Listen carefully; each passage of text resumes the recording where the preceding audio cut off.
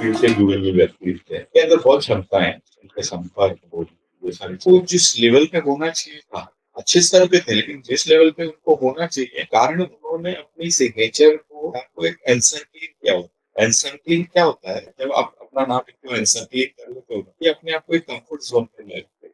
ये सिक्रेटिव भी होते हैं और थोड़ा सा ये कंफर्ट जोन में रहते हैं। कई बार ये अपने आप को पूरा एक्सप्रेस नहीं कर सकते, एक्सपांड नहीं कर सकते क्योंकि अपनी एक लिमिट बात है। तो मैंने पूरा उन्होंने चेंज किया, डॉट हटा दिया। तो उसके बाद में उनकी लाइफ में काफी अच्छा ट्रांसफॉर्मेशन है। आर्थिक रूप से वो कोई बहुत ज्यादा संपन्न नहीं थे, इसको चेंज कर दीजिए। तो उसने भी उनको बोला कि धर्म सर ऐसा बोला है तो आप देखिए, अरे बोले ये सब कुछ नहीं होता ऐसा। वो व्यक्ति पता नहीं अगले चुनाव में पर जब कोई नमस्कार सर। बहुत-बहुत स्वागत है आपका। पॉडकास्ट पे आने के लिए बहुत-बहुत धन्यवाद। धन्यवाद। तो मैं एक्चुअली आपको देता हूँ कि आपने मुझे आपकी इस पॉडकास्ट में इनवाइट किया। सर मैंने जब आपका प्रोफ़ाइल देखा ना तो उसमें मुझे बड़ी अच्छी चीज़ लगी कि आप मल्टी एरिया के एक्सपर्ट्स हैं। तो मुझे समझ नहीं आ रहा था कि हम लोग बात किस पे शुरू करेंगे। तो मैं ना थोड़ा-सा क्यूरियस हूँ कि आपका बचपन ए, या नौजवानी के दिनों में क्या ये एक्सपर्टीज़ आपके दिमाग में थी कि हमें मुझे इस क्षेत्र में जाना है? या आपका सिर्फ़ आध्यात्म और धार्मिक चीज़ों में इंटरेस्ट था और वहाँ से ये चीज़ आगे बढ़ी? देखिए होता है ना जिंदगी अब अपने एक साथ में एक फ्लो लेके चलती है। और जैसा मेरा बचपन के बारे में अगर बात करें तो मेरा बचपन बहुत ही साधारण रहा है।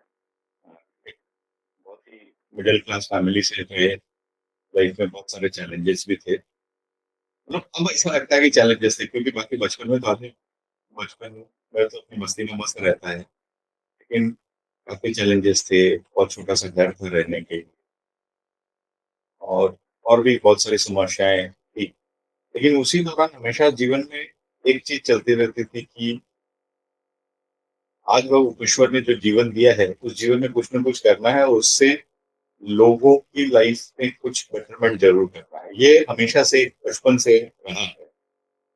और ये मतलब ऐसे बोल सकते हैं कि ये इनहेरिटेंस में आया है क्योंकि मैंने मेरे पेरेंट्स को जब देखा था आर्थिक रूप से वो कोई बहुत ज्यादा संपन्न नहीं थे। उनकी लाइफ में उन्होंने काफी संघर्ष की, लेकिन कभी भी एक तो वो चेहरे पे सिकल नहीं रखते थे और दूसरी चीज वो हमेशा दूसरों की सहायता करने में, दूसरों का कोई मार्गदर्शन करने में, जो भी उनसे संभव हो सकता था वो सहायता करने में वो हमेशा तत्पर रहते थे। तो ये उन्हीं से है। और फिर ये अलग-अलग विषयों का अध्ययन कहाँ से आपको प्रेरणा मिली? आपने जो है ग्राफोलॉजी न्यूमरोलॉजी और फिर लाइफ कोच तो आप हैं ही।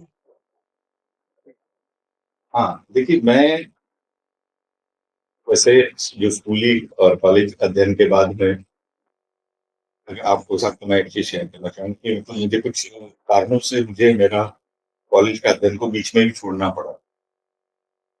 कुछ पारिवारिक कारण थे, कुछ सामाजिक कारण, कुछ आर्थिक कारण, हर तरह के कारण थे। तो उसे छोड़ के फिर मैंने जॉब करना शुरू किया और एक मेहनत करते रहे और 22 साल तक हमने डिफरेंट डिफरेंट कॉर्पोरेट्स में काम किया और एक अच्छे उसमें थे। लेकिन जब एक वो जो अंदर एक ये था कि हमारी पढ़ाई पूरी नहीं की, तो इसलिए वो पढ़ने का जो जज्बा था, वो कहीं न कहीं मैं कुछ न कुछ नई-नई चीज़ें पढ़ते रहता था।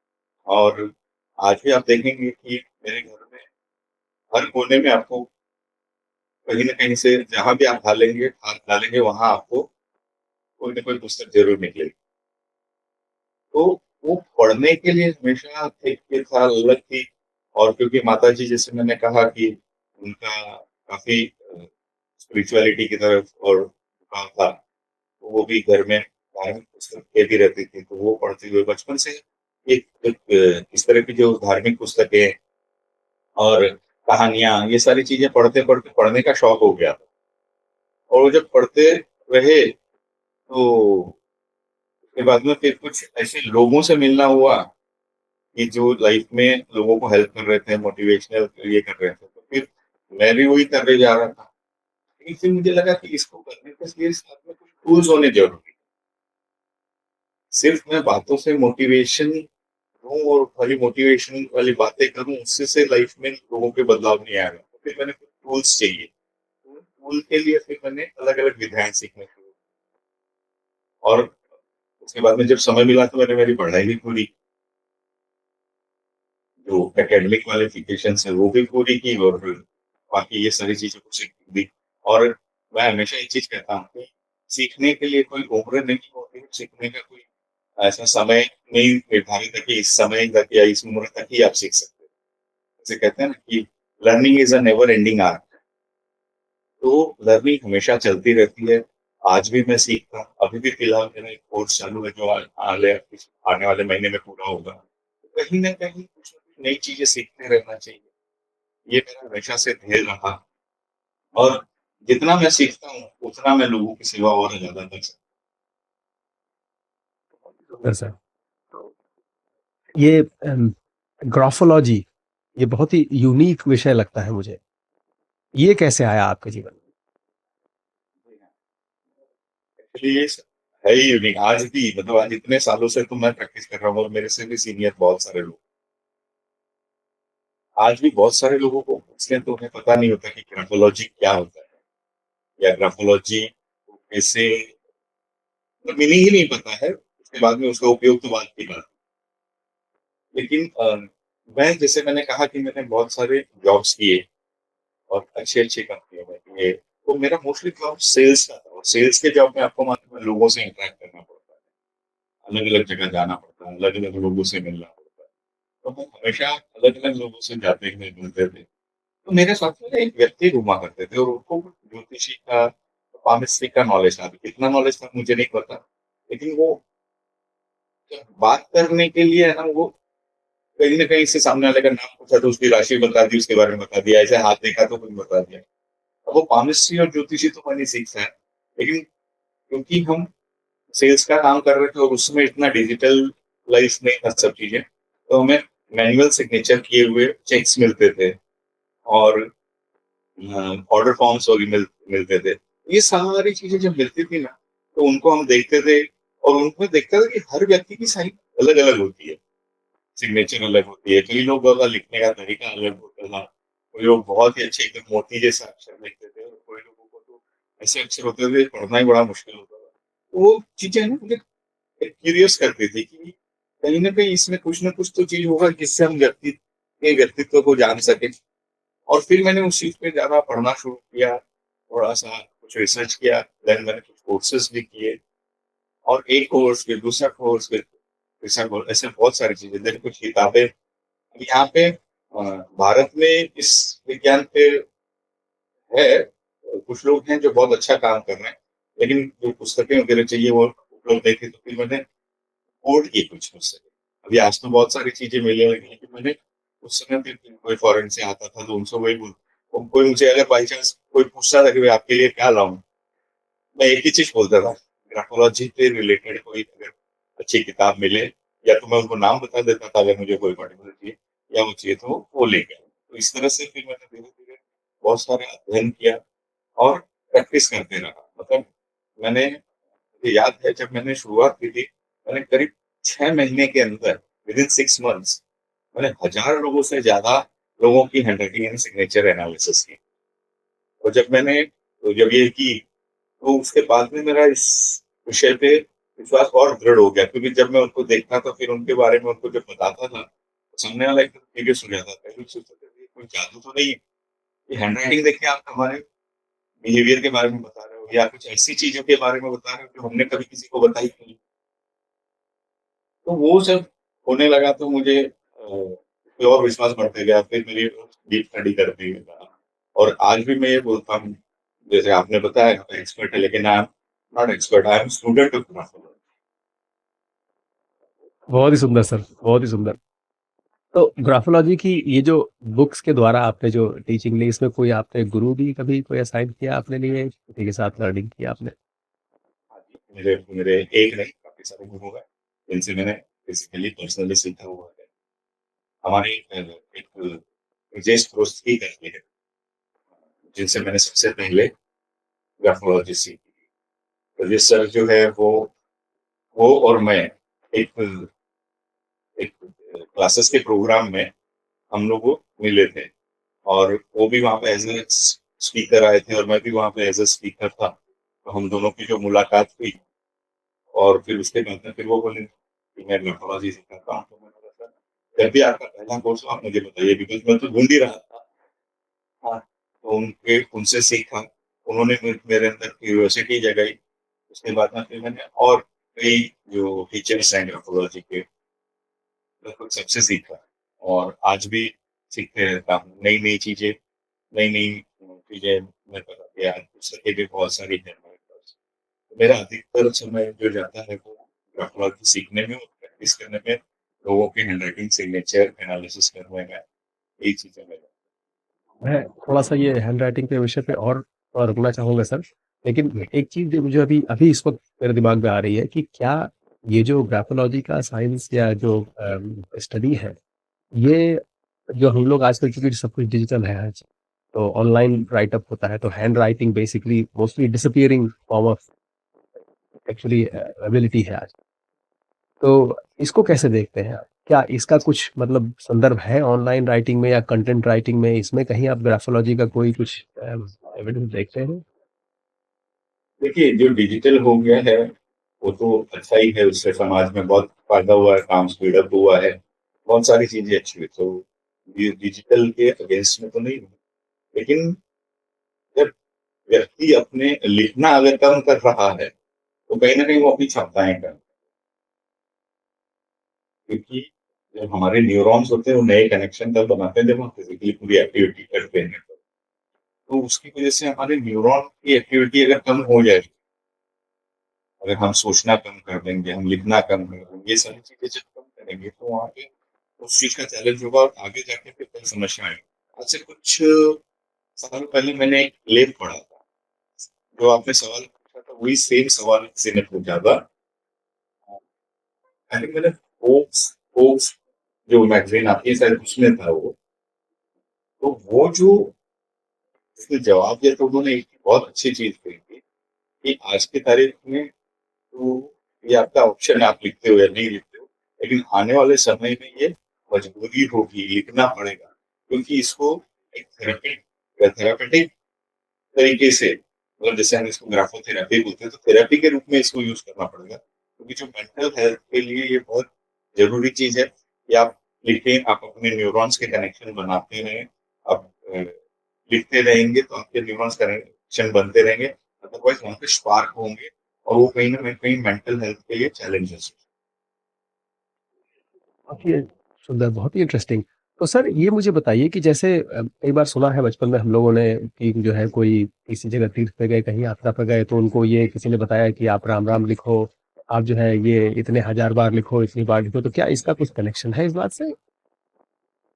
देखिए, राम राम लिखो अभी मेरे आपको आपने बहुत अच्छी बात कही तो कहीं-कहीं मेरे दिल के करीब राम राम लिखना है। कहीं मेरे माताजी जो है वो हमेशा लिखा करती थी। मैं एक चीज़ जानता हूँ कि राम राम लिखने से एक तो जो भी चीज़ होती है ना आप सिंपल चीज़ है कि आप मुँह से बोलो राम राम या कुछ भी चीज़ें जब मुँह से बोलते हो तो आपका ब्रेन का कुछ हिस्सा एक्टिवेट होता है। ठीक है? साइंटिफिक वजह भी आपको बता रहा है। लेकिन जैसे ही आप कुछ चीज़ लिखने के लिए लेते हो कोई भी चीज़, तो आपका ब्रेन का बहुत बड़ा एरिया जो है, वो एक्टिवेट हो जाता है और वो आपकी मेमोरी में बहुत अच्छे से रहता है। जितना ज़्यादा ब्रेन एक्टिवेट होगा, उतना आएगा। मतलब इसको अगर हम ऐसे देखें कि अलग-अलग लोब्स होते हैं हमारे ब्रेन के, तो बोलने में सिर्फ पर्टिकुलर एक लोब है जो एक्टिवेट होता है, लेकिन जब आप लिखते हो तो वो जो भी सारे लॉब्स हैं, 4-5 लॉब है, क्योंकि कुछ लोग प्रीफ्रंटल और फ्रंटल को एक ही गिनते हैं, तो इसलिए 4 या 5 लॉब गिना जाता है। तो वो लोब्स जो है वो पूरे एक्टिवेट हो जाते हैं, उससे आपकी मेमोरी में काफ़ी अच्छा जाएगा। दूसरी चीज़ आप आप देखिएगा मतलब ये मेरे रिसर्च में मैंने देखा है, जो लोग लगातार लिखते हैं ना, उनका फ़ोकस और कंसंट्रेशन बहुत अच्छा रहता है। ध्यान इधर-उधर भटकता नहीं है, उनका फ़ोकस कंसंट्रेशन बहुत अच्छा रहता है और अधिकतर जो लेखक वगैरह जो हमेशा लिखने का काम करते रहे हैं, आप देखोगे उनकी सेहत भी बहुत अच्छी रही है और उनकी उम्र भी बहुत अच्छी। अब कई लोगों को रहता है भाई क्या लिखूँ, क्या नहीं लिखूँ? उससे बेहतर है प्रभु राम का नाम लिखते जाइए। तो आपके अंदर वो मनन भी होता जाएगा, राम राम राम राम जो होता है ना, अंदर से नाद चालू हो जाएगा उसका, और आपका पूरा शरीर, तो होता है ना, क्या होता है ना, मन, वचन और कर्म तीनों चीजें उसमें है, क्योंकि जब आप लिख रहे हो तो आपका कर्म भी हो रहा है, तो तीनों चीजें आपकी उसमें इन्वॉल्व हो जाएगी। धन्यवाद। तो ये राइटिंग और टाइपिंग का डिस्टिंक्शन आप लोग कैसे करते हैं? इस पर्टिकुलर जो आप थॉट प्रोसेस कह रहे हैं या साइंटिफिक इंग्लिश जो भी प्रोसेस कर रहे हैं आप, तो इसमें ये राइटिंग और टाइपिंग में कैसे ये वर्क करता है? सेम जो मैंने कहा कि जब आप राइटिंग करोगे, आप राइटिंग करेंगे तो आपका ब्रेन के बहुत सारे हिस्से एक्टिवेट होंगे, जबकि आप टाइपिंग करेंगे तो बहुत कम हिस्से वो एक्टिवेट होगा। तो इसलिए बहुत जरूरी है कि आप हैंड राइटिंग जरूर करें। तो अब आते हैं हैंड राइटिंग पे सर। अब मुझे थोड़ा-सा समझाइए कि जनरल लोग किस तरह की गलतियाँ करते हैं? क्या पूरी हैंड अच्छा पहले तो ये समझाइए मुझे कि पूरी हैंड राइटिंग को ऑब्ज़र्व करते हैं कि सिर्फ़ सिग्नेचर को? कई जगह पे मैंने देखा लोग सिग्नेचर को ज़्यादा फ़ोकस करते हैं। हाँ, कुछ लोग करते हैं, लेकिन अभी देखा जाए तो देखिए, इस विज्ञान का नाम है ग्राफोलॉजी। अभी लॉजी आप समझते हैं कि अलग-अलग जो भी शास्त्र होता है उसके एंड में हम लॉजी लगाते हैं। यानी एक सिस्टमैटिक अध्ययन जो उस चीज़ का था वहाँ पे हम लॉजी शब्द यूज़ करते हैं। जैसे बायोलॉजी, जूलॉजी, साइकोलॉजी, लॉजी। अब आगे पढ़ना हिस्सा जो है ग्राफ, ग्राफो यानी ग्राफ्स। तो हम ग्राफ्स को स्टडी करते हैं। तो हैंडराइटिंग जब आप लिखते हैं, आप किसी भी भाषा में लिखते हैं, अन्य भाषाओं में, मतलब किसी हमारे भारत में इतनी सारी भाषाएँ हैं, उसके बाद में विश्व में इतनी है। आप किसी भी जब लैंग्वेज में लिखते हैं, तो आप कुछ ना कुछ ग्राफ बनाते हैं, और एक ग्राफोलॉजिस्ट जो है वो उन ग्राफ को स्टडी करता है,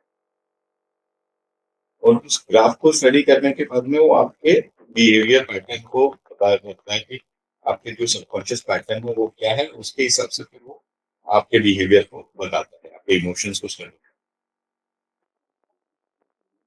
तो उसमें आपके हिसाब से जनरली आपने जो देखा है, जितनी स्टडी आपने की है, उसमें लोग कहाँ गलतियाँ करते हैं? गलतियां एक्चुअली हैंडराइटिंग में ऐसे गलतियां जिसे तो कोई वो नहीं बोल सकते हैं, वो जो गलतियां हो जाती है वो तो एक्चुअली पेरेंट्स से हो जाती है। जब बच्चे का परवरिश कर रहे हैं, उसको जब उसकी अपब्रिंगिंग कर रहे हैं, तो कई बार हम पेरेंट्स, टीचर्स, फ्रेंड्स, पीयर्स, ये सब बच्चे का जब होता है ना, सबकॉन्शियस प्रोग्रामिंग का जो टाइम है, उस समय हम उनके अंदर कुछ इस तरह के बिलीव्स डाल देते हैं, कुछ पैटर्न्स उस तरह के डाल देते हैं, वो पैटर्न जो है उनके सबकॉन्शियस में बैठ जाते हैं, वो रिकॉर्ड होते जाते हैं। मतलब आपका जो सबकॉन्शियस माइंड है वो एक्चुअली एक रिकॉर्डिंग मशीन की तरह, तो जो भी चीजें बाहर से उसको मिल रही है वो एक कोरे कागज की तरह उसको सब चीज दी लोगों ने, अब वही उसके बिलीफ बन जाते हैं। फिर वो जब भी अपने आप को कुछ करना चाहता है तो उन बिलीफ से अपने आप को नापता है, और वो जो बिलीफ्स है उसकी वजह से उसके वो पैटर्न्स बनते हैं, न्यूरल पाथवे बनते हैं, पैटर्न्स बनते हैं। वो पैटर्न्स हम हैंड राइटिंग के जरिए एनालाइज कर सकते हैं। तो गलतियां तो यही होती हैं कि हम जब बच्चों को अपब्रिंगिंग कर रहे हैं, तो मेरा सभी पेरेंट्स से एक निवेदन है कि कभी भी बच्चों को कंपैरिजन करके या कुछ इस तरह की नकारात्मक बातें न करें कि उनके बचपन में उनको उनकी आत्म छवि खराब हो जाए, सेल्फ इमेज। अगर वो सेल्फ इमेज उनकी खराब हो जाएगी तो उनको लाइफ में प्रोग्रेस करने में बड़ी दिक्कत आती है। अभी यहाँ पे आपने जो सवाल पूछा, कुछ लोग होते हैं जो हैंड राइटिंग की बात करते हैं, कुछ लोग सिग्नेचर की बात करते हैं। तो हैंड राइटिंग में जो आप लिखते हैं, नॉर्मल जो भी लिखते हैं, वो हैंड राइटिंग है, वो आपके बिलीफ्स है, वो इंटरनल बिलीफ्स है, वो आप है, मतलब आप एक्चुअल में जो है वो है। और जो सिग्नेचर जो होती है वो आपकी पब्लिक पर्सोना है, मतलब वो बाहर आप क्या दिखाना चाह रहे हैं। अभी कई लोग रहते हैं ना, अंदर से कॉन्फिडेंस नहीं रहता लेकिन बाहर दिखाना चाहते हैं कि आई एम कॉन्फिडेंट, या कई लोग बाहर बहुत शो ऑफ करना चाहते हैं, या कई लोग है ना अपने घर में तो बहुत कॉन्फिडेंट फील करते हैं, लेकिन बाहर जैसे पब्लिक में निकलते हैं औरों के सामने देखते हैं तो वो बहुत ही एकदम शर्मीले टाइप में हो जाते हैं, या इंटरेक्शन नहीं कर पाते। तो ये सारी चीजें जो है ये आपको हैंडराइटिंग के जरिए पता चलता है कि आपकी पब्लिक लाइफ क्या है और आपकी पर्सनल लाइफ क्या है। ये तो बड़ी अच्छी जानकारी है सर। तो अगर पब्लिक लाइफ़ को चेंज करना है तो सिग्नेचर चेंज करिए, ऐसा है? हाँ, परसेप्शन मतलब आप क्या परसेप्शन लोगों को दे रहे हैं ना, उसको आप सिग्नेचर चेंज करके चेंज कर सकते हैं। और दूसरी वो आपकी सेल्फ इमेज भी है। आपने अपनी छवि पब्लिक लाइफ में क्या बना रखी है, अपने अंदर, वो आप दिखाते हैं, तो वो आपकी सेल्फ इमेज की है। उस सेल्फ इमेज को भी आप चेंज कर तो आजकल जो सोशल मीडिया का ज़माना है, इसमें क्या लगता है आपको कि सिग्नेचर को चेंज करके लोग जो है अपना पब्लिक परसेप्शन चेंज कर सकते हैं? सकते हैं। आप बिल्कुल पब्लिक परसेप्शन मतलब सिग्नेचर चेंज करके तो आप अपनी लाइफ में ट्रांसफॉर्मेशन ला सकते हैं। कुछ एक एग्ज़ाम्पल अगर आपको याद हो या जीवन के अनुभव आपको याद हो इस विषय से जुड़े हुए? ये बहुत सारे उदाहरण हैं, लेकिन एक उदाहरण जो मेरे बहुत ही दिल के करीब है, वो मैं आपको बताऊँगा। महाराष्ट्र के पास में मतलब महाराष्ट्र के नीचे कर्नाटक जो है ना, महाराष्ट्र से थोड़ा-सा आगे जाएँगे, कर्नाटक में तो एक होस्पेटे करके जगह है, होस्पेटे। वहाँ पे एक लेडी है, मधु जैन उनका नाम है। अभी उनके साथ में एक ट्रेजेडी ये हुई थी कि बचपन में उन्होंने एक दुर्घटना में अपना एक हाथ खो दिया और उसके बाद में उन्होंने कभी हारी नहीं और उनके पेरेंट्स का इतना सहयोग रहा कि वो उनको हमेशा बढ़ाते रहे। उन्होंने पोस्ट ग्रेजुएशन तक स्टडी करी और अपने आप को मतलब होता है ना एकदम सेल्फ डिपेंडेंट बनी। एक हाथ रहते हुए भी उन्होंने बहुत मेहनत करी और सेल्फ डिपेंडेंट बनी। एक स्कूल चलाती है वो हॉस्पिटल में। ये सब होने के बाद में भी उनको ना जीवन में कोई रिकॉग्निशन नहीं था। तो मुझे किसी प्रोग्राम में वो मिले, फिर मुझे अपनी हैंडराइटिंग का सिग्नेचर दिखाई, सर ये समस्या है। उनके साथ में उनका पुत्र भी था। तो मैंने देखा उनकी सिग्नेचर हैंडराइटिंग, फिर मैंने उनको कुछ चीज़ें रिकमेंड करी। सर देखिए, मैं एक चीज़ मानता हूँ कि करवाने वाला वो होता है, वो एक ज़रिया बनते हैं कि कहाँ हॉस्पिटल, कहाँ मुंबई, किसी और के वर्कशॉप में हम मिले और मैंने उसकी हैंडराइटिंग और सिग्नेचर चेंज की। और ये उनको मैं अप्रिशिएट करूँगा कि उन्होंने डेडिकेटेडली उस चीज़ को प्रैक्टिस करी, जो मैंने उनको बताया उसको प्रैक्टिस करी। 6 से 8 महीने के बाद में उनकी लाइफ में इतना चेंज आ गया कि जो लेडी अपने फैमिली में इतना सब करने के बाद में, फैमिली में जिस व्यक्ति को रिकॉग्निशन नहीं था, वो लेडी की एक मैगज़ीन पे फ्रंट पेज पे फोटो आ गई। उनका she is from a Jain community, तो उनका एक बहुत ही बड़ा ऑर्गेनाइजेशन है जीतो करके।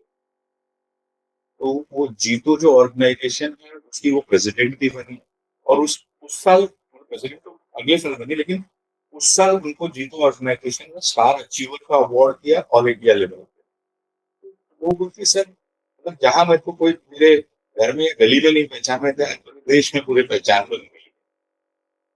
और अभी पिछले मेरे ख्याल से 10-15 दिन पहले ही उन्होंने अपनी और एक बड़ी स्कूल को टेक ओवर किया, उसके साथ में मर्जिंग किया है। तो कहने का मतलब उनकी लाइफ में प्रोफेशनली भी ग्रोथ आ गई, पर्सनल लाइफ में भी ग्रोथ आ गई।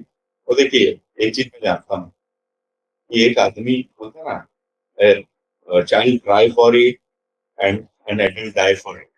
रिकॉग्निशन जो है हर आदमी कहीं न कहीं चाहता है, भले उसे मिल रहा है कि नहीं मिल रहा है वो अलग बात है, लेकिन एक अंदर से इच्छा रहती है और जब वो मिलता है, तो उसको व्यक्ति को बहुत बड़ा एक सैटिस्फैक्शन मिलता है। तो जब उनकी जब स्टोरी सुनता हूँ, तो कई बार मेरे रोंगटे खड़े हो जाते हैं कि लाइफ में उनकी लाइफ मतलब एक छोटी-सी चीज़ ने उनकी लाइफ में कितना बड़ा ट्रांसफॉर्मेशन लाया। इसके अलावा बहुत सारी चीज़ें अभी मैंने कुछ दिनों पहले मेरी एक आपके शायद बनारस के ही है वहाँ, एक काफ़ी मतलब एक सरकारी अधिकारी है, द्विवेदी जी नाम से। तो वो मुझे एक इवेंट में मिले थे दिल्ली में, वहाँ पे मैंने उनकी सिग्नेचर चेंज की थी, उनकी सिग्नेचर में कुछ और अभी कुछ महीनों पहले मेरा एक ऋषिकेश में इवेंट था, तो वहाँ पे वो आए, बोले सर मैं स्पेशली सिर्फ आपसे मिलने के लिए आया हूँ और अ, मैं ये बता दूँ कि जब से सिग्नेचर चेंज किया है, उसके बाद से उनके जीवन में जो एक्शन टेकिंग था, वो बढ़ गया। क्योंकि कई बार क्या होता है आदमी में पोटेंशियल बहुत होता है, लेकिन उतना एक्शन नहीं कर रहा है। अपनी क्षमताओं के हिसाब से अगर वो एक्शन नहीं करेगा, तो उसको रिज़ल्ट भी कम मिलेगा। तो एक्शन टेकिंग बढ़ गया, तो उससे रिज़ल्ट भी बढ़ गया, लाइफ में बहुत अच्छी ग्रोथ आ गई। तो ये चीज़ें होती हैं कि जब इस तरह की आप विज्ञान पहली बात तो विज्ञान अगर सीखते हो, ऊपर से साथ में आपको आध्यात्मिक और स्पिरिचुअल ब्लेसिंग्स मिल रही है, ईश्वर की कृपा अगर है, तो कहीं न कहीं आप किसी न किसी लाइफ में एक पॉजिटिव चेंज लाने में ज़रिया बन जाते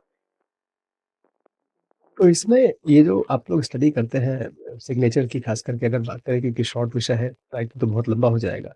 तो सिग्नेचर पे किन चीज़ों का ध्यान देते हैं आप लोग ज़्यादा? हैं। देखिए सिग्नेचर के वैसे तो बहुत सारे ट्रेड्स हैं बिकॉज़ हर एक चीज़ को भी क्या-क्या चीज़ें, लेकिन यही है कि सिग्नेचर से हम अभी मैं आपको एक रूट कॉज़ पे हम बात कर रहे हैं। मूल कारण को समझें। कि सिग्नेचर जैसे मैंने कहा वो आपकी आत्म-छवि है और क्योंकि मैंने अगर आपने देखा होगा तो मैंने एनएलपी भी पढ़ा हुआ है, न्यूरो लिंग्विस्टिक प्रोग्राम, कि किस तरह से आपने प्रोग्राम और मेरे बहुत सारे मैटर मतलब मैं अगर कहूँ अगर गिनती वैसे तो मुश्किल है लेकिन मैं ये बोल सकता हूँ कि 100 प्लस फैक्टर्स है जिनसे मैंने मेरी लाइफ में सीखा हूँ और सीख रहा हूँ। तो वो एक चीज़ कहते हैं कि आप है ना अपनी आत्म छवि से ज़्यादा नहीं बढ़ सकते। मतलब आप अपनी आत्म छवि से ज़्यादा ग्रो नहीं कर सकते। जितनी आपकी आत्म छवि उतना ही आपकी लाइफ में ग्रोथ होगा। तो अगर समझो सिग्नेचर कोई व्यक्ति बनाता है और उसी सिग्नेचर को कट कर रख देगा, तो कहीं न कहीं वो व्यक्ति खुद से खुश नहीं है। जैसे कई लोग कहते हैं ना अपना नाम लिखा और उसी के ऊपर से पेन फिरा दिया। तो इसका मतलब वो कहीं न कहीं अंदर बहुत डिससैटिस्फैक्शन है, अपने से खुश नहीं है। कई बार लोग फिज़िकली अपने आप से खुश नहीं रहते हैं। कई लोग नॉलेज की वज़ह से अपने आप से खुश नहीं रहते हैं। कई लोग बहुत सारे अलग रीज़न्स रहते हैं। जब तक आप अपने आप पे खुश नहीं रहोगे ना सेल्फ लव जिसको बोलते हैं आज की तारीख में। अगर होता है ना कि आदमी दुनिया को क्या देगा जो उसके पास होगा। अगर मेरे अंदर खुद के अंदर मैं कूड़ा हुआ हूँ, अंदर से मतलब नफ़रत भरी हुई है, तो मैं लोगों को क्या दूँगा? वही दूँगा। और अगर मेरे अंदर प्रेम भरा हुआ है, शांति है, तो मैं क्या दूँगा? डेफ़िनेटली प्रेम और शांति। सिग्नेचर वो चीज़ है जो आपको आपकी आत्म छवि के बारे में बताए। अब अगर वो ठीक नहीं है, तो हम सिग्नेचर को ठीक करके आपके आत्म छवि को सुधारने में आपकी मदद कर सकते हैं। और जब आत्म छवि आदमी की सुधरती है, तो फिर उसको उसका दुनिया को देखने का नज़रिया भी बदलता है और दुनिया उसको कैसे देख रही है, वो भी बदलता है। तो जब वो दोनों चीज़ें बदलती है, तो उसकी लाइफ में एक परिवर्तन आता है।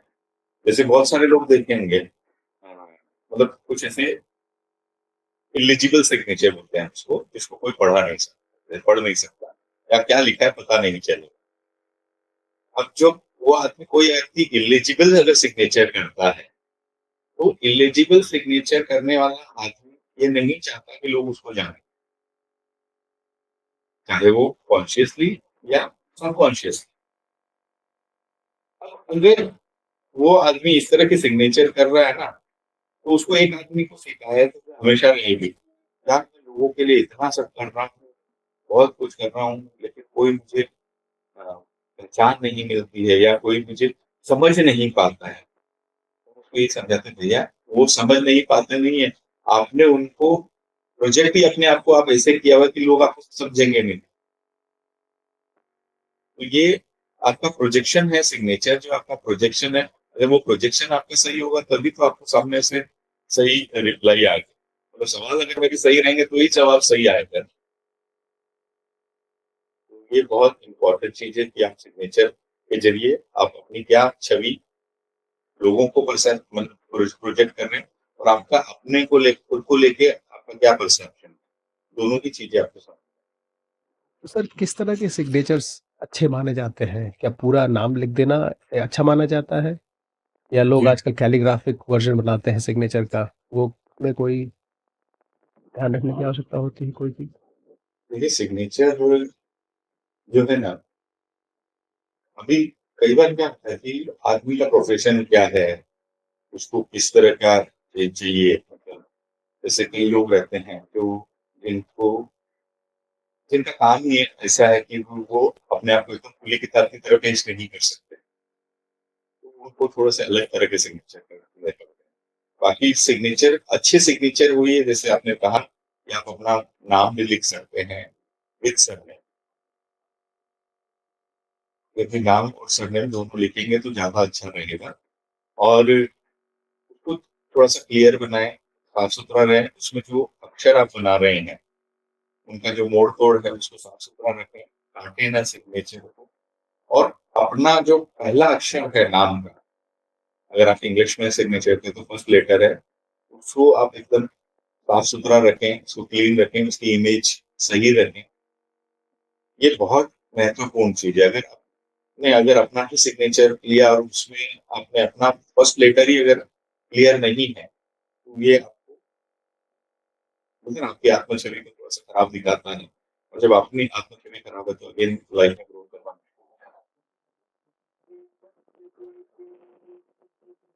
अगर आपके पास कोई व्यक्ति अपने छोटे बालक को लेके आए और ये समझने का प्रयास करे कि उसको किस तरह से इम्प्रूवमेंट करना चाहिए, तो जनरल आपकी क्या गाइडेंस होती है? छोटे बालक मतलब देखिए उम्र का जो 13-14 साल तक जो बच्चा होता है 12-13-14 साल मतलब उसके बाद का जो चीज़ है, उसको हम गाइड करते हैं। उससे कम वाले को हम गाइड नहीं करते। हाँ, हम उनके पेरेंट्स को गाइड करते हैं कि भई आप इस तरह से प्रोग्राम बनाएँ। कई बार क्या होता है कि जैसे हम बोलते हैं ना, बहुत सारी चीज़ें रहते हैं कि हमारा मेरे दादाजी ऐसे थे, मेरे पिताजी ऐसे, मैं भी ऐसा। एक्चुअली होता क्या है कि दादाजी की गलत प्रोग्रामिंग हो गई। दादाजी को मार-पीट के कैसे मतलब उनके साथ में दुर्व्यवहार हुआ या उस समय चलता था, तो उनको लगा कि यही एक तरीका है पेरेंटिंग का। तो उन्होंने अपने बेटे की भी उसी तरह से पेरेंटिंग की और फिर वो फादर भी अपने बच्चे की भी उसी तरह की पेरेंटिंग। तो ये जो चीज़ ये एक चेन है, तो कहीं न कहीं इसको तोड़ना ज़रूरी है। तो हम पेरेंट्स को गाइड करते हैं कि भई आगे अगर आप चाहते हैं कि आपका बच्चा सही तरीके से बिहेव करे और सही चीज़ें तो उसके बचपन से आप कुछ चीज़ें जो आप बोलते हैं ना डूज़ एंड डोंट्स तो वो हम बताते हैं कि आप बच्चे के साथ में ये कर सकते हैं और ये अवॉइड करें। हम लोग छोटे थे तो अक्सर मना किया जाता था कि बाएँ हाथ से मत लिखो, तो ये राइट लेफ्ट हैंड का कोई रूल भी है इसमें? एक्चुअली सबसे बड़ा चैलेंज है हमारे यहाँ पे भारतीय परंपरा में। राइट हैंड से ही करना चाहिए, लेफ्ट से नहीं। तो नेचर ने आपको लेफ्ट हैंड लिखने से बोला है तो फिर हम नेचर से बड़े हुए। और ऐसा कोई रूल नहीं आप किसी भी हद से देखिए मैं आपको एक चीज़ बताता हूँ। आपकी जो उँगलियाँ हैं, वो कनेक्टेड है आपके ब्रेन से। तो जो भी चीज़ लिखना है ना वो उसका जो बोलते हैं ना उद्गम स्थान है वो आपका ब्रेन है। इसीलिए इसको कहा जाता है कि it's not handwriting it's a brain writing. Hands are just instruments चाहे आप लेफ्ट से लिखें या राइट से लिखें। तो कई बार आपने देखा होगा कई लोग होते हैं जो एक समय होता है जब राइट हैंड से लिखते रहते हैं और बाद में कोई दुर्घटना हो जाती है, राइट हैंड से नहीं लिख पाते हैं। तो कुछ दिन प्रयत्न करते हैं और लेफ्ट हैंड से लिखना शुरू करते हैं। और थोड़े दिनों बाद में देखेंगे आप, उनकी वो जो हैंडराइटिंग थी जो राइट हैंड से थी वैसी ही सेम हैंडराइटिंग लेफ्ट से भी लिखना शुरू करते हैं। इवन मैंने कई लोगों को देखा है मतलब जैसे अगर आप गूगल करेंगे तो आपको मिलेगा कि कुछ लोगों के बचपन से हाथ नहीं थे, लेकिन उनको जज़्बा था, तो पैर से भी लिखते हैं। पैर से भी उन्होंने प्रयत्न किया और पैर से लिखना शुरू किया और पेन से भी लिख सकते हैं।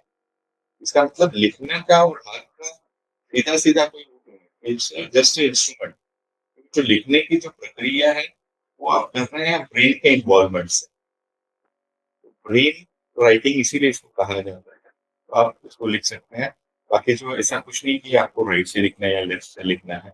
इवन हैंडराइटिंग में तो हमको ये पता भी नहीं चलता कि राइट की हैंडराइटिंग है या लेफ्ट की हैंडराइटिंग। हाँ, कुछ थोड़ा बहुत स्लैंग वगैरह से पता चलता है लेकिन गारंटी नहीं है कि लोग ये बोल सकें कि ये लेफ्ट की ही है या राइट की ही। राइट। बहुत सुंदर। तो सर मुझे ये समझाइए कि अम, जब लोग अपने सिग्नेचर या राइटिंग पे ध्यान दें, तो किन-किन एक जनरल लेवल पे क्या ध्यान देना चाहिए लोगों को साधारणतः? देखिए ध्यान देने के लिए उनको सबसे पहले तो जैसे अपनी हैंडराइटिंग को है ना, जैसे हम बचपन में हमारे स्कूल में एक चीज़ कहा जाता है, सुलेखन जिसको कहते हैं, सुलेख लिखवाते थे। तो उसमें हमको यही दिया जाता था कि टीचर्स जो है वो ऊपर के एक लाइन में कुछ लिख के दे देते थे, हमें उनके नीचे लिखना होता। इसका मतलब क्या होता है कि कहीं न कहीं वो हमको एक ऑर्गेनाइज़्ड पैटर्न में लिखना सिखाना चाहते थे। अभी लिखने में आपको वो चीज़ें याद रखनी है कि आपके जैसे बहुत ज़्यादा स्पेसेस जो है ना वो चेंज ना हो। कई बार क्या होता है, हम बहुत कम नैरो स्पेस कर देते हैं, कई बार वाइड स्पेस कर देते हैं, कई बार बहुत ज़्यादा स्लांट चेंज करते रहते हैं। तो इन सारी चीज़ों को ध्यान रखना कि हमारी जो चीज़ें एक निरंतरता बनी रहे। हमारी जो हैंडराइटिंग है, उसमें एक निरंतरता बनी रहे। अगर हम स्पेस लिख रहे हैं, तो स्पेस सेम रखें और अगर हम एक स्लांट में लिख रहे हैं, तो उसी स्लांट में लिखें। बार-बार स्लांट चेंज ना करें, क्योंकि जैसे स्लांट चेंज होता है, इट शोज़ कि आदमी का जो मूड्स है, वो भी उसी तरह से स्विंग होता है। तो मूड स्विंग्स का जो चैलेंज है, वो उसको आपको दिखता है। जी सर, थैंक यू। अच्छा सर, इससे क्या, जैसे आप बिहेवियरल पैटर्न को स्टडी कर लेते हैं, समझ लेते हैं कि वो किस तरीके की पर्सनैलिटी है उनके, जो भी है। क्या आप लोग ग्राफ़ोलॉजी का फ्यूचर प्रेडिक्शन के लिए भी इस्तेमाल करते हैं? देखिए, अगर ये एक मिथ है कि मतलब बहुत सारे लोग इस चीज़ को बोलते हैं कि हैंडराइटिंग देख के भविष्य बताते हैं। लेकिन ऐसा कुछ नहीं है। भविष्य बताते हैं, बस भविष्य के लिए वो अलग साइंस है, जैसे ज्योतिष है, वो सारी चीज़ें जो है उसमें ये चीज़ें होती हैं।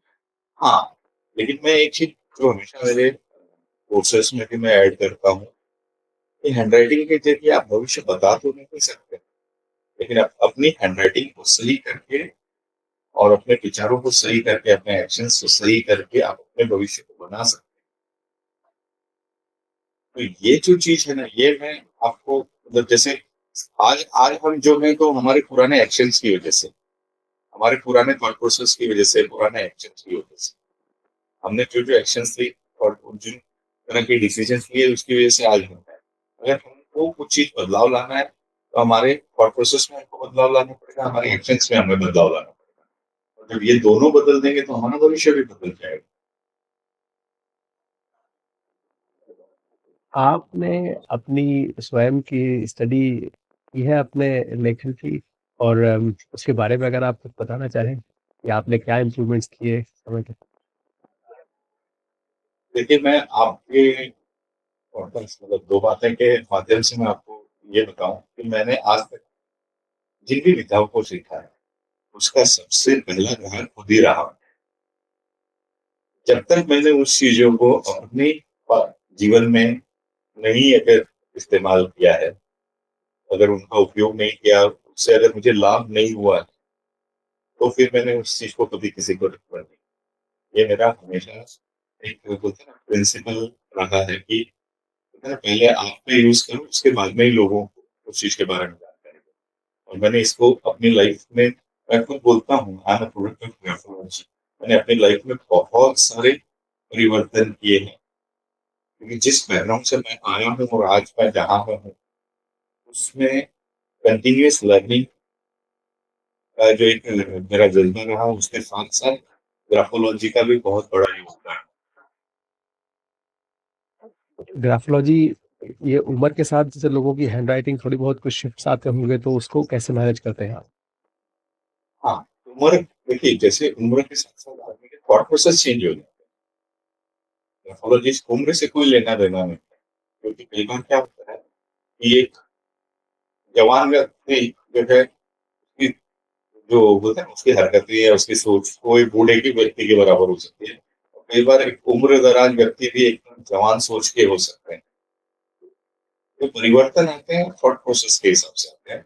आपके फिर हाँ, अगर हेल्थ के कुछ चैलेंजेज़ आ गए, फिज़िकल कुछ सिकनेस हो गया या इस तरह की चीज़ें, डेफ़िनेटली वो थोड़ा-सा आपकी हैंडराइटिंग में परिवर्तन ज़रूर लाते हैं।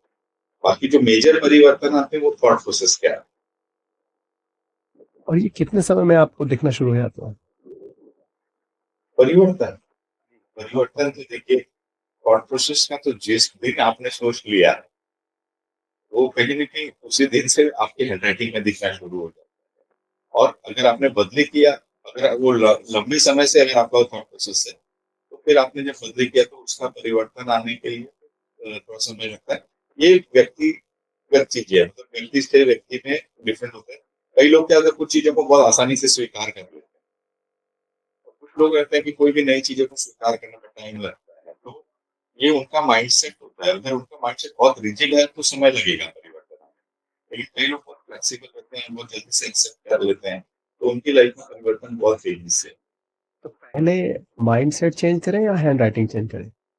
आप हैंडराइटिंग चेंज करेंगे तो माइंडसेट चेंज होगा। अच्छा, बहुत सुंदर सर। सर अब मैं जो है थोड़ा समझना चाहूँगा आपका बहुत अच्छा खासा सोशल जो है वो इंटरेक्शन है, बहुत सारे सामाजिक कार्यों में आप जो है लगे हुए हैं। तो मुझे ये बताइए कि आपने स्कूल, कॉलेजेस या यंग बच्चों के लिए भी कुछ वर्कशॉप्स किए हैं, उनका आपको क्या रिज़ल्ट मिला? मेरा तो बहुत सारा समय इन्हीं के बीच में जाता है, आज भी जाता है और हमेशा बहुत अच्छा है। देखिए, विद्यार्थियों को मैंने बहुत सारी चीज़ें की। अभी जैसे मैं एक आपको बताऊँ, कई विद्यार्थी होते हैं जो टी टी जो होता है ना, T letter T, small letter T, वो हमारी गोल को लेके दिखाते हैं, लाइफ में हम कैसे कितने हो रहे हैं। तो कई लोगों का टी का क्रॉस बार ऊँचा रहता है। मैं कुछ विद्यार्थियों के क्रॉस बार से ऊँचे करवाता हूँ। या वो जैसे ज़ोन्स में लिखते हैं, तो कई बार लोग है ना छोटे ज़ोन में लिखना शुरू कर देते हैं, टी वगैरह, तो उनका मैं ज़ोन खाली बड़ा बना देता हूँ। मतलब अपर ज़ोन में भी लिखवाना शुरू करता हूँ। तो ये 1-2 चीज़ें हैं जो मैं उनकी कराता हूँ और उसकी वजह से उनके लाइफ में बहुत सारे चेंज आ गए। तो कई बच्चों का ऐसे कि 50% आ रहा था, 55% आ रहा था, कुछ ये 2 चेंज करवाए, उसकी वजह से उनका माइंडसेट में चेंज हुआ, प्रैक्टिस की और बाद में उन्होंने ये मतलब अच्छे 70-75% 80% तक इस तरह से पहुँच गए। अभी आई थिंक पिछले साल ही मैंने करीब 450 बच्चों को मैंने इस तरह की चीज़ें, मतलब इट्स ऑन रिकॉर्ड, वैसे तो बहुत सारी चीज़ें करते हैं, लेकिन क्योंकि वो एक प्रोजेक्ट पे मैंने काम किया था, हमारी एक एसोसिएशन है उसके ज़रिए, तो हमने करीब पौने 600 470 समथिंग बच्चों के लिए मैंने ये काम किया था और उनकी लाइफ में ट्रांसफॉर्मेशन लाने के लिए मैंने उनको ग्राफोलॉजी बताया था और उन्होंने प्रैक्टिस की और काफ़ी कई स्कूलों से तो आपको बोलते हैं कि भई एक बार फिर आके हमारे बच्चों को सिखा के जाइए। तो ये चीज़ें तो चलती है। क्या इसमें आप बच्चों को उनके फ्यूचर करियर को सेलेक्ट करने के लिए भी मदद करते हैं? हाँ, मतलब फ्यूचर करियर, देखिए करियर तो कई चीज़ें कई बार वक़्त के साथ में बदलते रहते हैं। क्योंकि अगर करियर की बात करूँ तो मेरे आज से 30 साल पहले कभी मैंने ये नहीं सोचा था कि मैं लोगों को कोच करूँगा या नहीं। हाँ, हम बच्चों को ना उनकी स्ट्रेंथ बताते हैं, उनके थॉट प्रोसेस बताते हैं, स्ट्रेंथ बताते हैं और उन स्ट्रेंथ को देखते हुए फिर उनको करियर चूज़ करने के लिए हम गाइड करते हैं कि भई ये चीज़ें आपके लिए, ये आपकी स्ट्रेंथ है और ये स्ट्रेंथ जैसे कई लोगों का कई बच्चों का जो स्ट्रेंथ होता है कि वो एनालिटिकल होते हैं, सॉरी, उनके लॉजिक्स बड़े अच्छे होते हैं, उनके एनालिसिस बहुत अच्छी होती है, तो वो एंगुलर हैंडराइटिंग है। तो हम उनको बोलते हैं फिर आप उसी तरह से साइंस वगैरह का, मैथ्स वगैरह के सब्जेक्ट से रिलेटेड जो चीज़ें हैं, उन या उनसे रिलेटेड जो करियर है, आप वो करेंगे तो ज़्यादा अच्छा है। कई रहते हैं जो बड़े गोल-गोल लेकर लिखते हैं, तो उनकी क्रिएटिविटी वगैरह बहुत अच्छी है।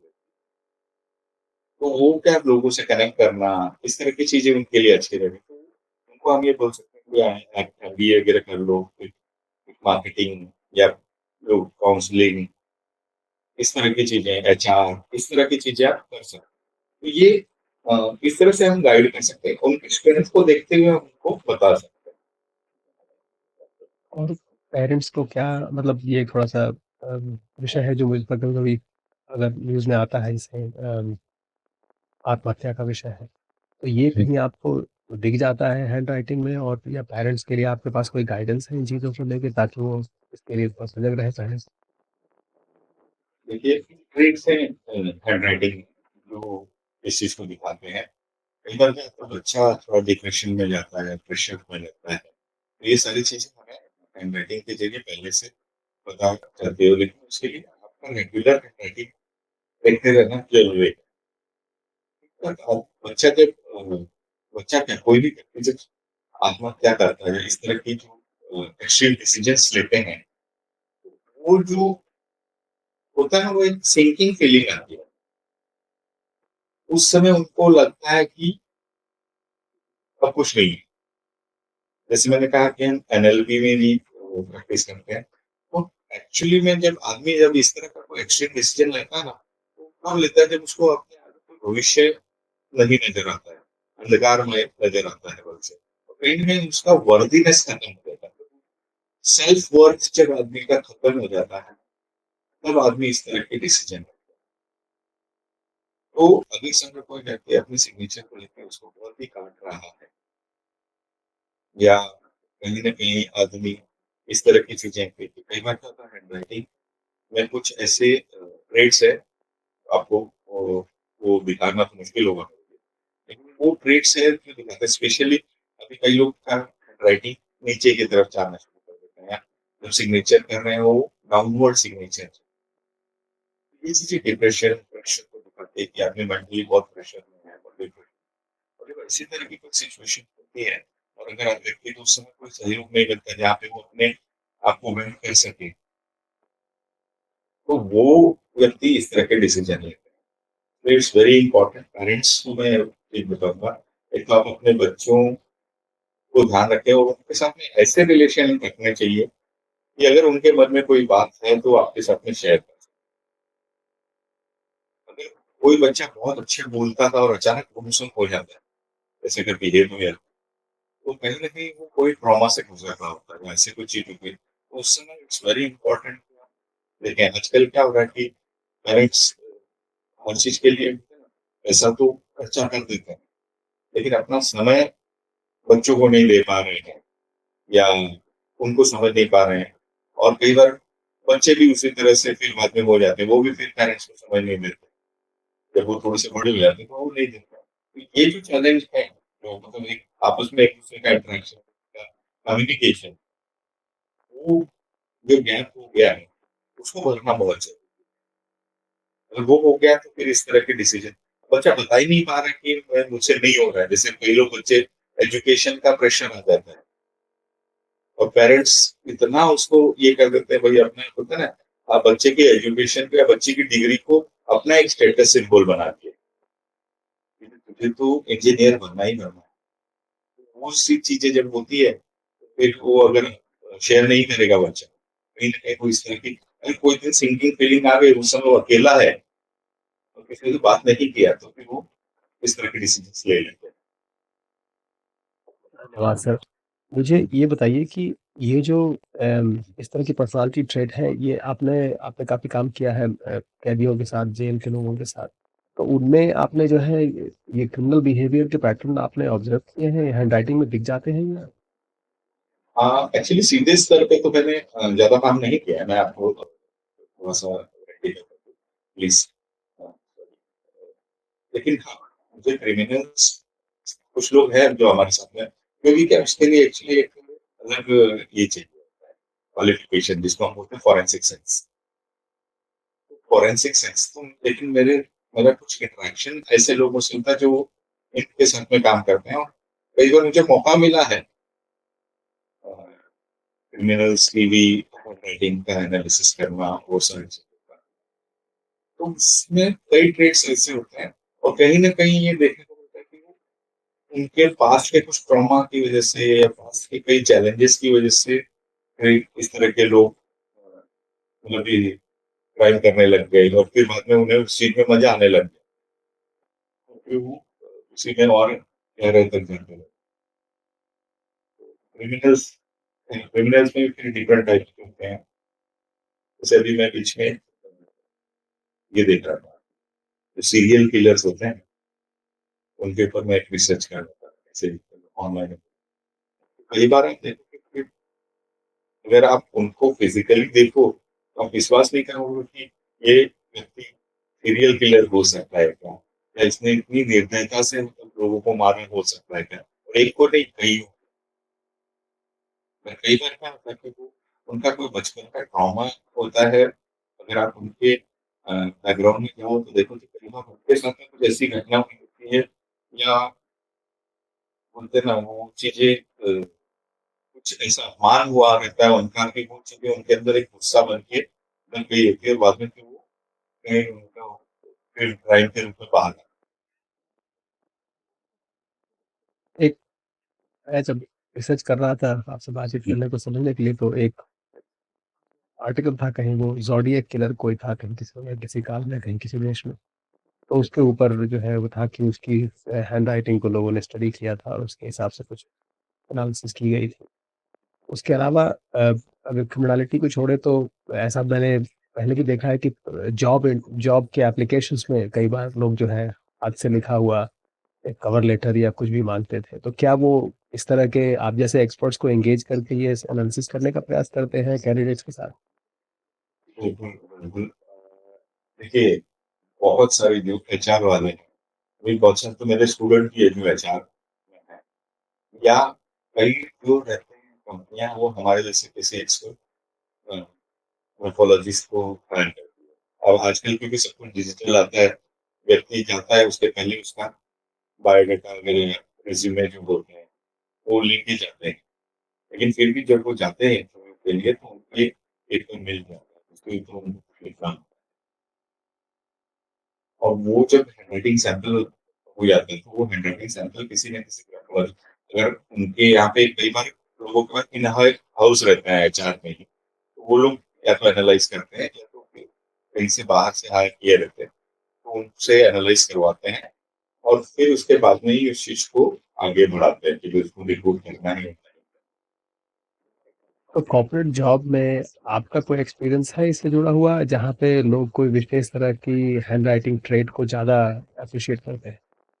हाँ, अभी देखिए मैंने भी जैसे कई कुछ ऑर्गनाइज़ेशंस हैं जिनके लिए इस तरह के काम किए थे, तो उनके अभी भी कई लोग आ जाते हैं कि जैसे उनको रिक्वायरमेंट रहती है तो हम उनको जैसे बोलते हैं स्वॉट एनालिसिस, वो हम स्वॉट एनालिसिस लिख के देते हैं कि ये व्यक्ति है, इसके लिए स्ट्रेंथ ये है, इसकी वीकनेस ये है या फिर वो हमको रोल बता देते हैं। जैसे कॉर्पोरेट्स वाले रहते हैं तो रोल बता देते हैं कि मेरे को पर्टिकुलर इस रोल के लिए आदमी चाहिए तो उसके लिए उसमें ये खूबियाँ होनी चाहिए। अब वो सैंपल देख के हम बता सकते हैं कि उसमें ये खूबियाँ हैं या नहीं है। अगर उसमें है तो वो रख लेते हैं, नहीं है तो रखते हैं। उसके अलावा अगर कोई वार्निंग सिग्नल होते हैं की वजह से कई आदमी रहते हैं चीटिंग मेंटालिटी वाले रहते हैं, हाइडिंग रहते हैं। कई बार लोग रहते हैं ना बोलते कुछ और करते हैं कुछ और। तो वो सारी चीज़ें रहती हैं तो हम उनको बता देते हैं ताकि हमारा काम है कि उनको एक क्लियर पिक्चर मिल जाए उसके बिहेवियर के बारे में। फिर रिमूव करना है या नहीं करना वो उनका डिसीजन है। तो बिहेवियर में कोई ऐसी कोई ख़ास चीज़ जो ज़्यादा उनको मतलब अट्रैक्शन रहता है कैंडिडेट्स में, ऐसा कोई ट्रेंड देखा है आपने? जी हाँ। देखिए एक तो अभी वो अलग-अलग रोल के हिसाब से अलग-अलग चीज़ें भी है लेकिन कोई भी कंपनी है या बड़े कॉर्पोरेट्स हैं, तो उनको एक तो चीज़ ये रहती है कि लोग उनकी पॉलिसी को फॉलो करें। दूसरी चीज़ उनके अंदर कई बार क्या होता है कि जैसे अगर समझो कोई लीडरशिप वाला रोल है, तो वो लीडरशिप रहे लेकिन वो लीडरशिप के साथ में लोगों से कनेक्ट करके रहे, है ना? मतलब होता है ना एम्पैथी भी रही है उसके अंदर, क्योंकि आजकल क्या होता है कई पहले तो क्या होता था कि सिर्फ बॉसिंग से काम चल जाता था, आजकल सिर्फ बॉसिंग से काम नहीं चलता, क्योंकि आजकल जूनियर्स जो रहते हैं ना, उनके अपने एटीट्यूड होते हैं। तो आपको अगर काम करवाना है तो उनको उनके साथ में एम्पैथी रखते हुए उनकी सिचुएशन को, उनके चैलेंज को समझते हुए अगर आप काम करवाएँगे, तो एक अच्छे लीडर की निशानी आती है कि वो उस तरह से काम कर रहा है। दूसरी चीज़ देन बहुत सारे लोग वो कहते हैं कि इसका फोकस और कंसंट्रेशन कितना है। अभी समझो अगर कोई फाइनेंस का जॉब है, अकाउंटिंग, फाइनेंस तो वहाँ पे फोकस एंड कंसंट्रेशन बहुत ज़्यादा ज़रूरी है। तो वो चीज़ के लिए फिर अलग ट्रेड्स हैं। तो अगर वो ट्रेड्स हैं तो वो उनके लिए रिक्वायरमेंट हो सकता है। कई लोगों का रहता है कि भई कई जॉब रिक्वायर रहते हैं कि आदमी अपने बातों को पेट में रख पाएगा कि नहीं, यानी सीक्रेट्स को रख पाएगा कि नहीं। अभी कई लोग वो रहते हैं जैसे अगर समझो एक बात पता चली तो वो सब जगह बातों को फैला देते हैं। तो वो जॉब के लिए वो फिट नहीं बैठेंगे, क्योंकि अगर उस कुछ वर्क ऐसे होते हैं जिसमें आपको बातों को सीक्रेट रहना होता है। जैसे फॉर एग्ज़ाम्पल अभी आपने अपना खुद का बताया कि लॉ प्रोफेशन है। सेम हमारे प्रोफेशन में भी इस तरह के थे। हमारे पास जो भी क्लाइंट्स आते हैं, उनकी बहुत सारी पर्सनल चीज़ें हम जानते हैं। इसीलिए कहा जाता है कि वो एक डॉक्टर, एक वकील और दाई एक पेट में छुपा हुआ है। वकील के पास में अगर आए हैं तो उनको सारी चीज़ें बताते हैं। अब ये हमारा मतलब ना एक मोरल ड्यूटी है, एक एथिकल प्रैक्टिस में ज़रूरी है कि हम उनकी चीज़ों को, उनकी प्राइवेसी को मेंटेन करें। जब तक हाँ, अब जैसे मैंने अभी आपको कुछ लोगों के जो एग्ज़ाम्पल बताए थे, जिन्होंने मुझसे जो मेरे मतलब जो मेरे क्लाइंट हैं और जिन्होंने मेरी सेवा ली और उसके बाद में फिर मैंने उनकी लाइफ में ट्रांसफर किया। उनका मैंने नाम वगैरह जो बताया, तो उन्होंने मुझे ऑथराइज़ किया है। उन्होंने बाकायदा मुझे ऑथराइज़ किया है और उन्होंने मुझे टेस्टिमोनी दी। इसलिए मैंने उनका नाम और उन चीज़ों को लेके बताया। लेकिन उसके अलावा बहुत सारे क्लाइंट्स ऐसे हैं, जो बहुत ऊँचे पदों पे हैं या बहुत सारी चीज़ें होती हैं, तो उन्होंने बोला नहीं सर मैं पब्लिकली नहीं बता सकता। ठीक है, इट्स ओके। तो कई चीज़ें होती हैं, वो सारी चीज़ें आपको मेंटेन करना पड़ता है। वही चीज़ें अगर जॉब में अगर कोई आदमी है, कुछ सीक्रेट रखना है, तो वो चीज़ें भी रखनी चाहिए, तो वो भी आपको आपकी स्ट्रेंथ दिखेगी उसके अंदर। और कोई लोग अभी जैसे सेल्स वाला है, तो उसको लोगों से मिलना पड़ेगा। आगे बढ़ के लोगों से सामने से मिलना पड़ेगा।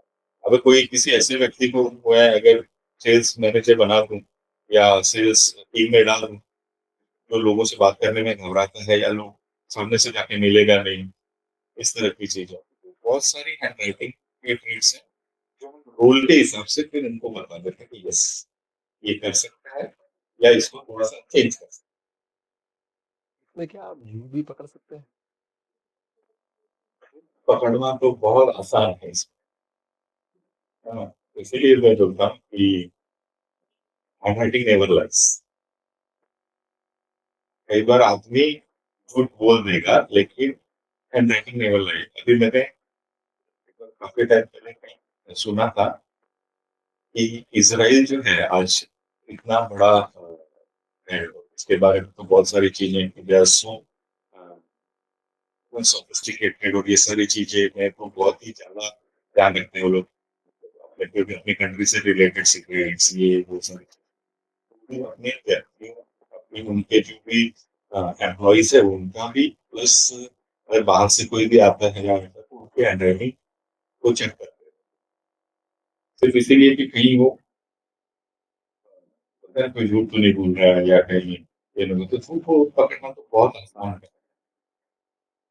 मैंने एक बार एक मेरी स्टूडेंट भी है और क्लाइंट भी है, जब उसको बोला तो खुद ही हम बहुत ज़ोर-ज़ोर से हँस के बोलने लगे थे, "सर, मैं झूठ बोलती हूँ, कोई नहीं पकड़ पाता, लेकिन आपने हैंडराइटिंग देख के तुरंत बता दिया कि आप झूठ बोल" मतलब ऐसा डायरेक्ट नहीं बोलते हम झूठा आप झूठे हो, लेकिन हम ये बोल देते हैं कि आप बातों को अपने तरीके से बोलते हो।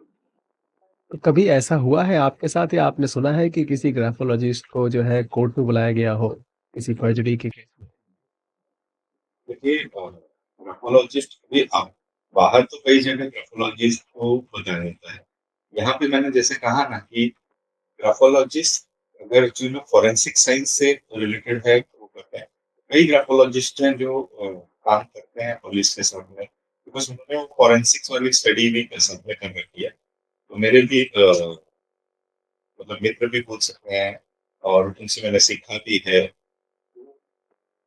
वो भी जाते हैं तो वो लोग क्या करते हैं कि अ, वो बता देते हैं कि दिस इज़ द सिनेरियो उसके बाद में कोर्ट डिसाइड करना है कि उनको मानना है। तो कई चीज़ों में है ना इस चीज़ को एडमिसिबल नहीं मानते हैं कि एक ग्राफोलॉजिस्ट तो हर जगह के अलग-अलग कानून हैं। अभी कई लोग इस चीज़ को साइंस मानते हैं, कई लोग अभी आज भी कुछ चीज़ें एग्री नहीं करते कि नहीं है। तो जैसे बोलते हैं ना एक रिकॉर्डिंग है या पुलिस में कि पुलिस चौकी में दिया हुआ बयान कोर्ट में वैलिड नहीं होता है। तो बहुत सारे रूल्स हैं। बट यस पुलिस बहुत सारे ग्राफोलॉजिस्ट से हेल्प लेती है। क्या आप लोगों का ग्राफ़ोलॉजिस्ट का कोई एसोसिएशन नहीं है जो इस तरह की चीज़ों को आगे एज़ अ पॉलिसी लेवल पे कहीं एडवोकेसी करने का प्रयास कर रहा है? क्योंकि मुझे लगता है जो आप कह रहे हैं, तो इससे समाज की भी और जो लॉ एनफोर्समेंट एजेंसीज़ हैं उनकी भी मदद हो सकती है।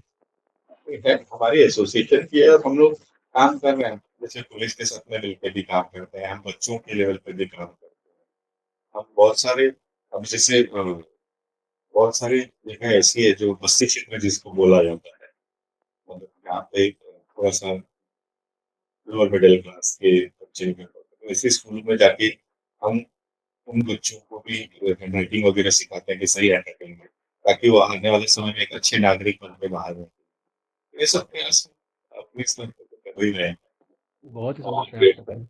हुँ, बहुत सुंदर सर। सर थोड़ा-सा आपको जो है लाइटर नोट्स पे चीज़ों को समझने का प्रयास करते हैं कि अगर लेखनी अगर राइटिंग जो है कोई गाना होती तो कोई किस तरह का गाना हो सकती थी?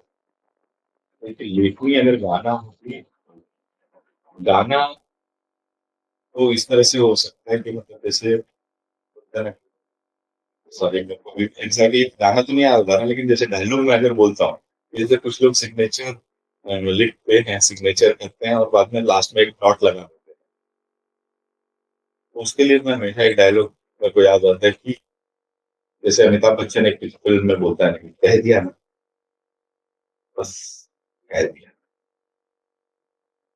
वो जो चीज़ होती है ना, वो इन ऐसे जो व्यक्ति हैं जो सिग्नेचर करते हैं और लास्ट में डॉट लगा देते हैं particular dot. This people are बोलते हैं ना, बस इसके आगे बात नहीं होगी। ये मेरा लास्ट वर्ड है, दैट्स ऑल। जैसे आप बोलते हैं ना, एक बार जजमेंट दे दिया, वो नींव तोड़ दी जाती है ना, हाँ, उस तरह हाँ। से। और आपने अपनी स्टडी में बहुत सारी जो है हैंड राइटिंग्स देखी हैं, लगातार आप पढ़ते आ रहे हैं, देखते आ रहे हैं। कभी आपको कोई क्यूरियोसिटी रही है कि इस प्रसिद्ध व्यक्ति की हैंड राइटिंग मैं स्टडी करता या देखा है किसी प्रसिद्ध व्यक्ति की और उनको आपने एक्चुअली उनको एडवाइस भी किया है? नहीं देखिए, मैंने एडवाइस किया है, उनका तो मैं प्राइवेसी है तो वो वो नहीं बता सकते। हाँ, लेकिन ऐसे एक जगह जो हमको इसमें मिलते हैं, मतलब गूगल वगैरह पे जो मिलते हैं, बहुत सारे प्रसिद्ध लोगों के सिग्नेचर मिलते हैं, तो हम उसको ऐसा एनालिसिस करने के लिए तो देखते रहते हैं। उसमें बहुत सारे जो सिग्नेचर्स हैं, वो हम स्टडी भी करते हैं, रिसर्च भी करते हैं, उसके बारे में बात भी करते हैं। अभी जैसे अगर मैं एक उदाहरण के रूप में आपको बताऊँ ना, तो जैसे भी हमारे वर्तमान प्रधानमंत्री हैं नरेंद्र मोदी जी।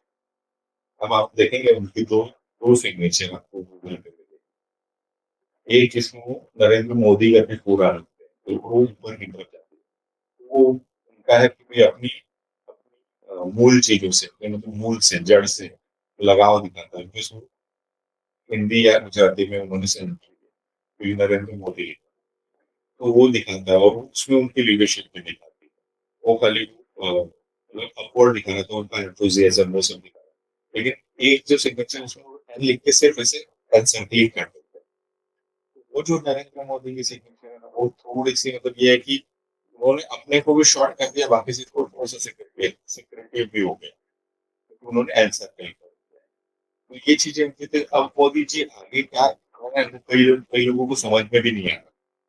पहले जैसे खुली किताब की तरह था कि कोई भी मोदी जी को पढ़ सकते थे, लेकिन अब मोदी जी का अगला कदम क्या होगा ना, बहुत सारी चीज़ें। अब वो थोड़े-से मतलब प्रधानमंत्री और अभी जो सिचुएशंस वगैरह हैं, तो आप देखो क्योंकि उन्होंने बहुत लाउडली बहुत सारी चीज़ें नहीं, बहुत सारा बोलना लाउडली नहीं की, लेकिन कई काम ऐसे हो गए जो साइलेंटली होने के बाद भी लोगों को पता चला, अरे! ये कब हो गया? धारा 370 कब हट गई?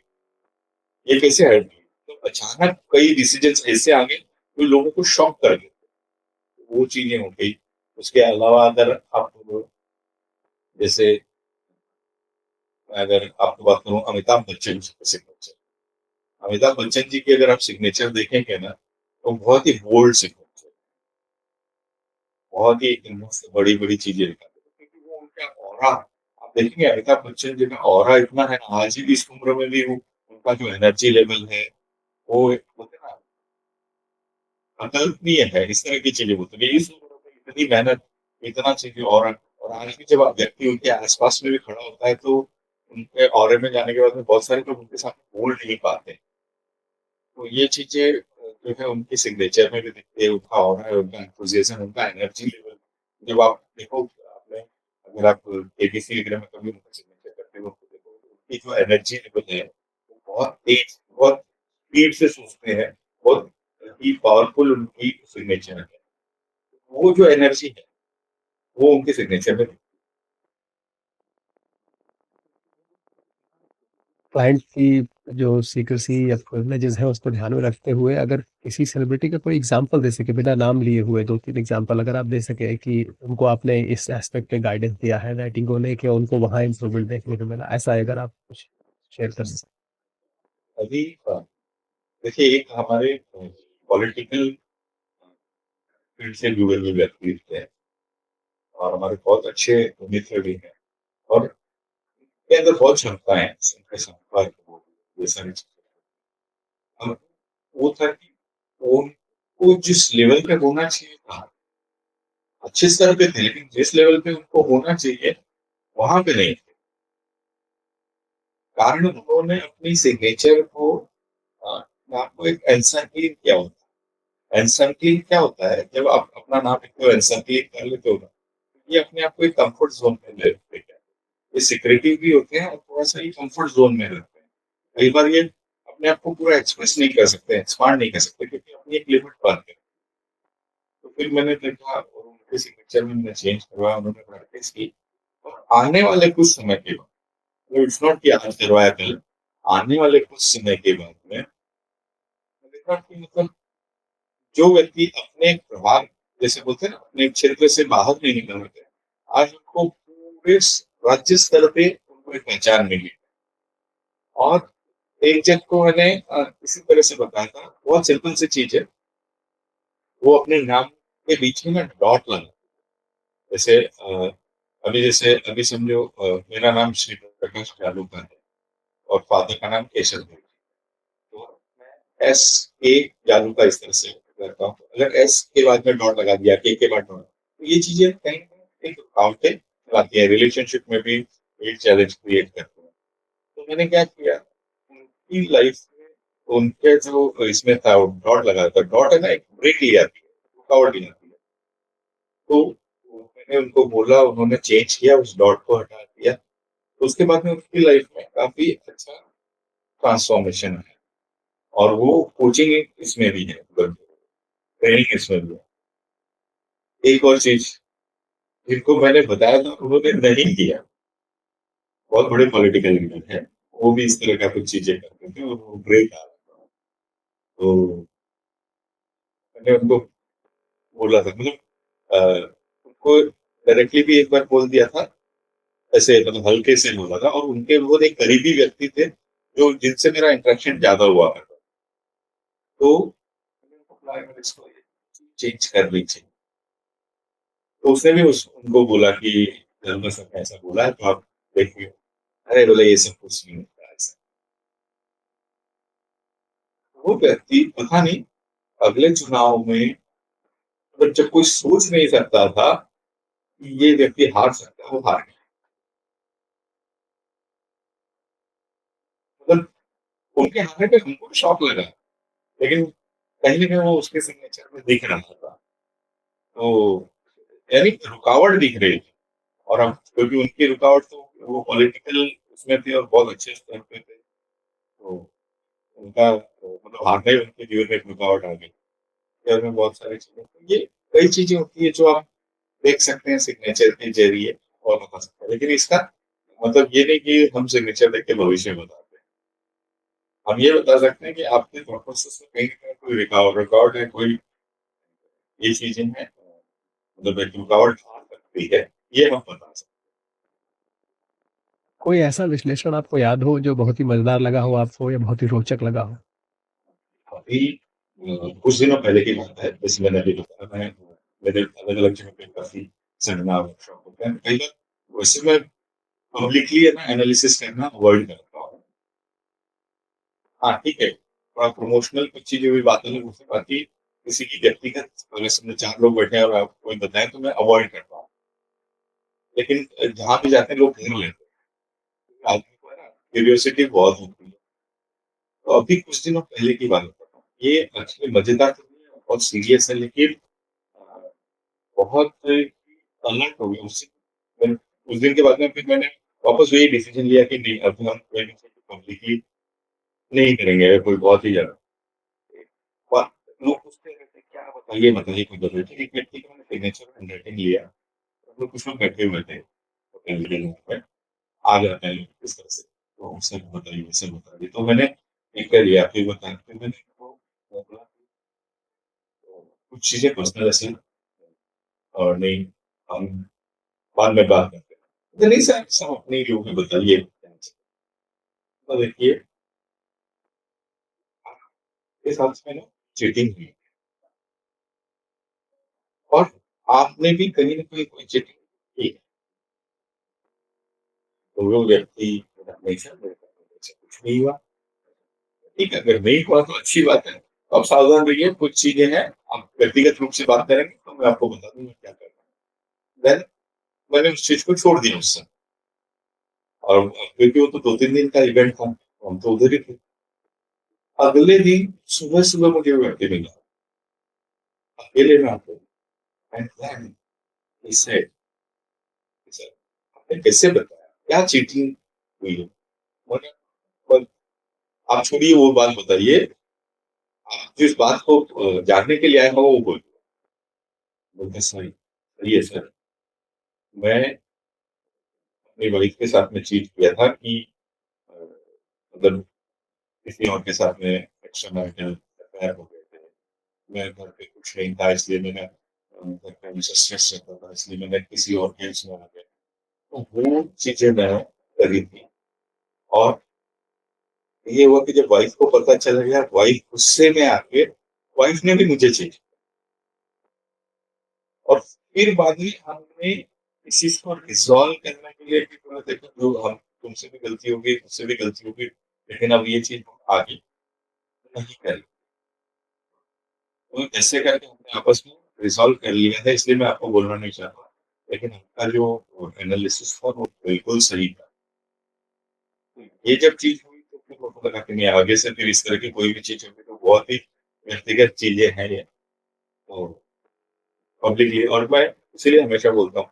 अभी एक मैं एक बहुत अच्छी चीज़ बताता हूँ। आपने जैसे बोला ना इंटरेस्टिंग, अभी कुछ चीट ट्रेट्स ऐसे होते हैं जिसमें व्यक्ति को लगता है कि मतलब हम वो ये बोल सकते हैं कि वो व्यक्ति थोड़ा-सा सेल्फिश है।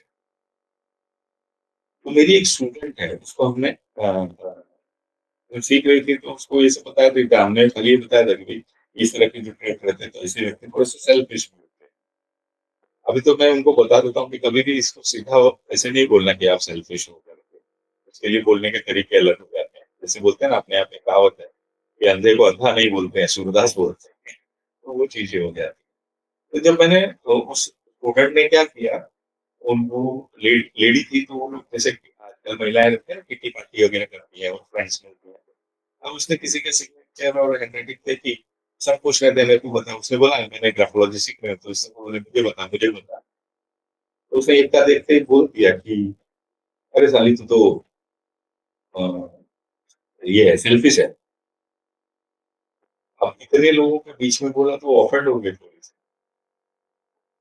ये जो चीज़ है ना, ये बहुत इम्पोर्टेंट है कि कई बार हम हैंडराइटिंग में बहुत सारी चीज़ें देख लेते हैं, लेकिन फिर भी नहीं बोलते हैं कि कई बार व्यक्ति ऑफेंड हो सकते हैं। और स्पेशली कुछ लोग ऐसे होते हैं जिसको हम बोलते हैं कि this people are very sensitive for personal criticism. उनको अपनी क्रिटिसिज्म तो उन लोगों को ये हैंडराइटिंग में अगर उस तरह के ट्वीट दिखते हैं तो हमको बहुत काउंसलिंग के समय में हमको भी ध्यान में रखना चाहिए कि वो ऐसा नहीं है कि दूसरों की बातों को कोई बुरा मानेगा, वो हमारी बातों को भी बुरा मान सकते हैं। वो उनका नेचर है, इसलिए बहुत ही ज्यादा ध्यान रखना पड़ता है।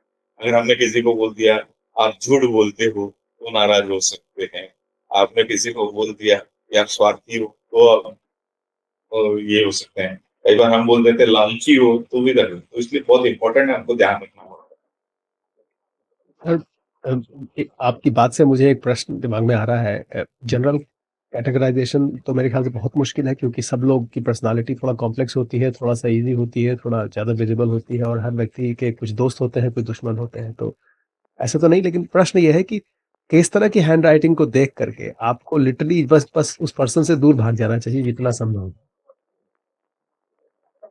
हाँ, सुरक्षा की ये दृष्टि से मैं कह रहा हूँ। सुरक्षा की दृष्टि से देखिए, अगर कोई व्यक्ति बहुत ज़्यादा इल्लीजिबल सिग्नेचर है और साथ ही साथ हैंडराइटिंग भी इल्लीजिबल, ऐसे व्यक्ति से डीलिंग करने में आपको बहुत सावधान ध्यान रखना चाहिए। या फिर आप जैसे किसी व्यक्ति से पहले राय ले लें कि भई इस आदमी से मैं डील कर रहा हूँ। जो एक्सपर्ट्स हैं, उनसे डील ले करें। मतलब क्लैरिटी रखना बहुत ज़रूरी है, अगर कोई इलिजिबल होगा। या फिर कोई बहुत ही ज़्यादा साफ-सुथरी हैंडराइटिंग दिख रहा है, ओवर मतलब जिसको लग रहा है कि यार ये तो बहुत ही क्लीन हैंडराइटिंग लग रहा है, ऐसी जगह भी आपको इंटरेस्टिंग। क्योंकि आप तो क्योंकि आप लॉ फील्ड में रहे हो, आपने देखा होगा, बहुत सारे स्कैम्स वगैरह होते हैं ना, ऐसे वो व्यक्ति करते हैं जिसपे कोई शक नहीं कर सकता कि ये व्यक्ति कर सकता है। तो मतलब एक थोड़ा-सा डॉक्टर्स जनरली अपना प्रिस्क्रिप्शन जब लिखा करते थे, अभी भी शायद वैसे ही लिखते हैं लोग, तो वो बिल्कुल एलिजिबल होती है। तो क्या उसको भी इससे जोड़ सकते हैं या ये खाली उनका एक प्रोफेशनल जो भी है कह लीजिए उनका एक तरीका है उस तरह से? देखिए डॉक्टर जो है वो बहुत फास्ट सोचते हैं। एलिजिबल सिर्फ अगर हैंडराइटिंग एलिजिबल होने के रीजंस ये भी होते हैं कि कई बार आदमी बहुत फास्ट सोच रहा होता है, वेरी इंटेलिजेंट। जो भी लोग होते हैं बहुत फास्ट थिंकर होते हैं। तो ये लोग क्या करते हैं कि जैसे अगर इसको सिंपल अगर मैं एक मेटाफोरिकली बताऊं आपको कि जैसे बहुत तेज सीपीयू है और उसके साथ में आपने एक पुराना सा अगर प्रिंटर जोड़ दिया तो क्या होगा, तो वो ये हाथ तो हमारे प्रिंटिंग का काम कर रहा है, तो वो सीपीयू बहुत तेज चल रहा है और ये जो प्रिंटर है वो उसकी स्पीड को मैच करने की कोशिश करता है, इसलिए वो इलिजिबल है डॉक्टर्स की। अब यहाँ पे थोड़ा सा कंट्रोवर्शियल बात ये भी कहूंगा कि आजकल जिस तरह का सीन चल रहा है, तो आपने मूवीज वगैरह में भी देखा होगा, कुछ कुछ doctor, not all the doctors आते हैं, लेकिन कई डॉक्टर्स लोग इस तरह की चीजें नहीं कर रहे हैं जो पब्लिकली डिस्कस नहीं कर सकते हैं। कई बार उनको ये लगता है, जैसे बहुत सारे डॉक्टर्स कुछ केसेस ऐसे भी आए हैं कि जरूरत नहीं थी फिर भी सर्जरी कर दिया, जरूरत नहीं थी फिर भी उस तरह की दवाइयाँ दी या टेस्ट करवा। कई बार वो डॉक्टर होते हैं, तो I am not against doctor, और मैं ऐसे नहीं बोल रहा हूँ कि all the doctors are doing it, लेकिन कुछ डॉक्टर्स जो है इस तरह की चीजें करते हैं, तो डेफिनेटली कहीं ना कहीं वो भी इलिजिबिलिटी देती है। कई बार रहता है ना, कोई जरूरत नहीं था, उसको थोड़ा सा चेस्ट पेन लगा, कुछ ऐसा था, पता नहीं जरूरत नहीं थी लेकिन कर दी सर से। तो ये चीज है। धन्यवाद sir. No I think that makes sense. ये बात सही है आपकी कि सब लोगों को एक तराजू में नहीं रख सकते, लेकिन हाँ, कहीं न कहीं जिसकी पर्सनैलिटी में होगा वो वहाँ पे ये रूल अप्लाई हो जाता है। सर मेरा आखिरी प्रश्न है और इसके बाद मैं आपके लिए फोरम ओपन रखूँगा, आप जो भी अगर कुछ अपना मैसेज या कोई चीज़ ऐड करना चाहें। मेरा लास्ट प्रश्न ये है कि कोई ऐसी चीज़ लोगों को अपनी जो हैंडराइटिंग में ध्यान रखना चाहिए? हैंडराइटिंग में वही चीज़ है, मतलब एक चीज़ देखिए, हैंडराइटिंग को आप साफ-सुथरी लिखनी है। अभी मैं ये नहीं बोलता कि आपको बहुत खूबसूरत हैंडराइटिंग लिखनी है, लेकिन हैंडराइटिंग आपको साफ-सुथरी लिखनी है और उसमें एक निरंतरता बनी रहे। और जैसे स्पेसेस में या साइज़ में, स्लैंट्स में एक निरंतरता बनी रहे, या स्टेबिलिटी ऑफ द बिहेवियर दिखाती है कि आप अपने मेंटल स्टेट लेवल पे कितने स्टेबल हैं। तो इस तरह की चीज़ें आप करिए। दूसरी चीज़, आप अपने सिग्नेचर को भी अच्छा बनाइए। यानी अगर आप अपने सिग्नेचर को जब लिखते हैं तो आप अपवर्ड बनाइए। सबसे पहली बात, या तो स्ट्रेट हो या अपवर्ड हो। डाउनवर्ड सिग्नेचर कभी भी ना बने। दूसरी चीज़, सिग्नेचर को कभी भी लिख के काटे नहीं। तीसरी चीज़ जो है वो ये चीज़ है कि तीसरी चीज़ तो ये है कि आप बैकवर्ड सिग्नेचर ना बनाएँ। जैसे कई लोग कहते हैं तो आगे तक सिग्नेचर लिख के जाते हैं और फिर पीछे की तरफ ले आते हैं। वो बैकवर्ड ना लाएँ, क्योंकि वो अगर आप एक लेवल तक जाने के बाद वो वापस आ रहे हैं, तो वो आपके जीवन में आपके प्रोग्रेस को रोकता है, जब आपको बार-बार पीछे की तरफ ले आता है। ये चीज़ें हैं, आपको अवॉइड करनी चाहिए। उसके अलावा तो बहुत सारी चीज़ें हैं। एक एक्सपर्ट ग्राफोलॉजिस्ट से जब आप व्यक्तिगत एनालिसिस करवाते हैं और उनसे गाइडेंस लेते हैं, तो बहुत सारी चीज़ें आपको बता सकते मैंने न्यूमरोलॉजी और आपकी अलग जो विशेषताएँ हैं, उनको बिल्कुल टच नहीं किया आज, लेकिन मुझे बड़ा अच्छा लगा आपने एटलीस्ट ग्राफ़ोलॉजी को बहुत ही कंप्लीटली मेरी अंडरस्टैंडिंग के हिसाब से कवर किया। अब आप अगर जो भी समय लेना चाहें, अगर कोई ऐसी बात जो मैं शायद नहीं पूछ पाया हूँ या कुछ बात आपको लगती हो कि वो लोगों को पता लगनी चाहिए इस विषय को लेकर के, तो आप उसको मेंशन कर सकते हैं। देखिए, मैं एक चीज़ बताता हूँ, मुझे मेरा एक बहुत सिंपल सा एक सोच है कि एक इमारत को बनने के बाद में तोड़ के उसको रिपेयर करना, उसमें चेंज करना, वो सारी चीज़ें करना, वो बहुत मुश्किल काम है। रादर कि जब वो बन रही है, उसी समय उसको सही तरीके से तो कुछ लोग हैं जिनकी प्रोग्रामिंग गलत हो गई या बड़ी हो गई है या सब। लेकिन जो हमारी आने वाली जनरेशन्स है, अगर उसको हम सही रहते हुए सही गाइडेंस करें, उनकी सही प्रोग्रामिंग करें, उनको सही तरीके से लिखना सिखाएँ, तो ये चीज़ें अगर हम आज से करेंगे तो आने वाली जो जनरेशन होगी वो कई मुश्किलों से बच जाएगी।